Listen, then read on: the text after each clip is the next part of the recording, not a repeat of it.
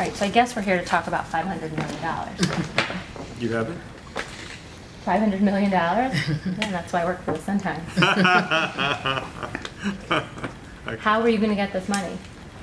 Well, I mean, Springfield is still in session. That was our point.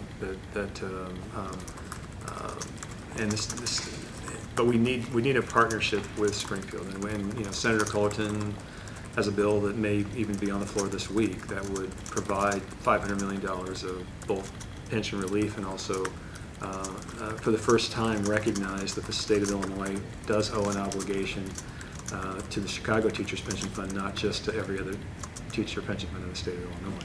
As the mayor has repeatedly said, Chicago is the only school district that has to take money directly out of the classroom to fund teacher retirements. The state of Illinois pays for every other school district in the state of Illinois. That's why we're in this fiscal crisis, is precisely because of that sudden $700 million mandate coupled with declining state education funding. If we simply had the education funding we had in 2010 and pension parity with every other school district in the state, we would have almost $900 million more in revenue, which is a 40% increase in dollars that we could put to our children in our classrooms. The pension holiday didn't help either, though.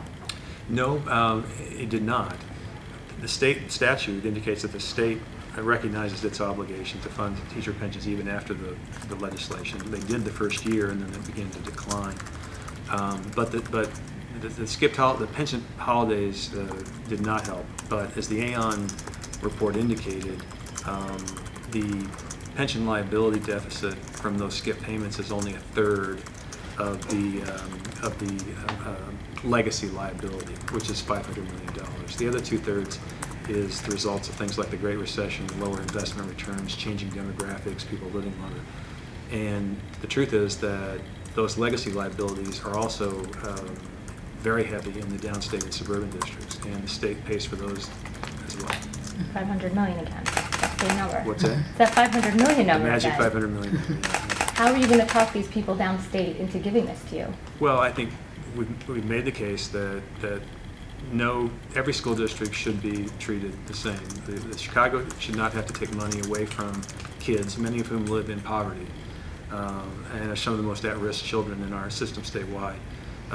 We should not be the only ones having to take money out of the classroom to pay teacher pensions when the state picks up that responsibility for every other district. That is just fundamental fairness, and it's also, I think, critical to, frankly, to the future of education funding in the state.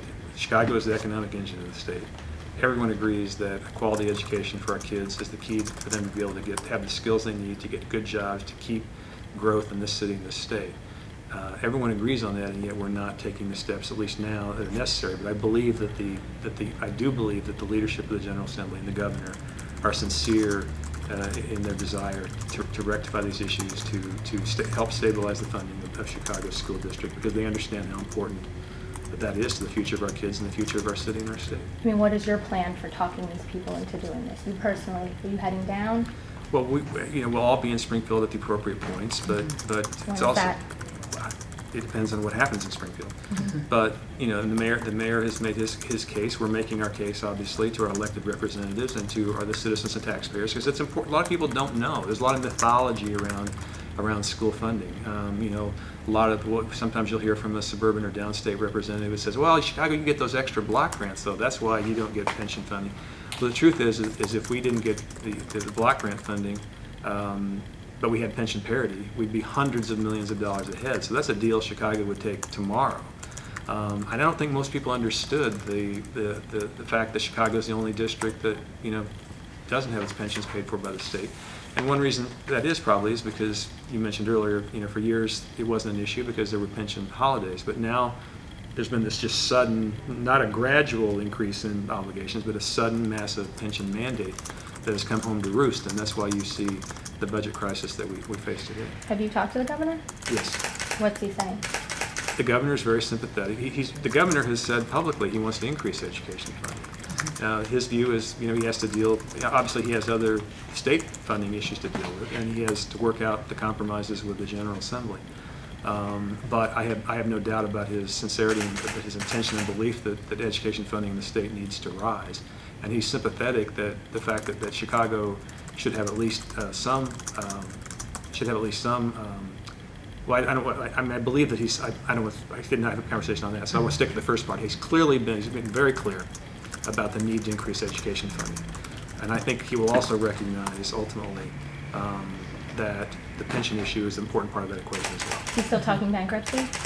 I have not had a conversation with him about that. No. Have you brought bankruptcy up? I have not, no. Have you told him you're not interested in bankruptcy? I have. You're not interested in bankruptcy? No, neither is the mayor. Okay. What if this $500 million does not come through in time for whatever, the Tuesday, the couple days after Labor Day? Then what? What's the plan?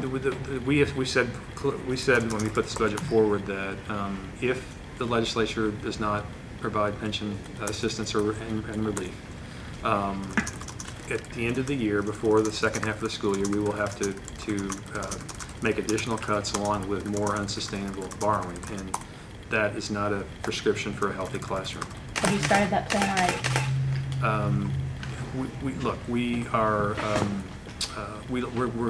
We're getting a handle on the finances of the district as they stand now, of our staffing and our personnel on a school-by-school basis. But I'm confident that the General Assembly will, given the time to act, given their other issues they have to deal with, will be a partner with us in the end, because it's too important. At least too important.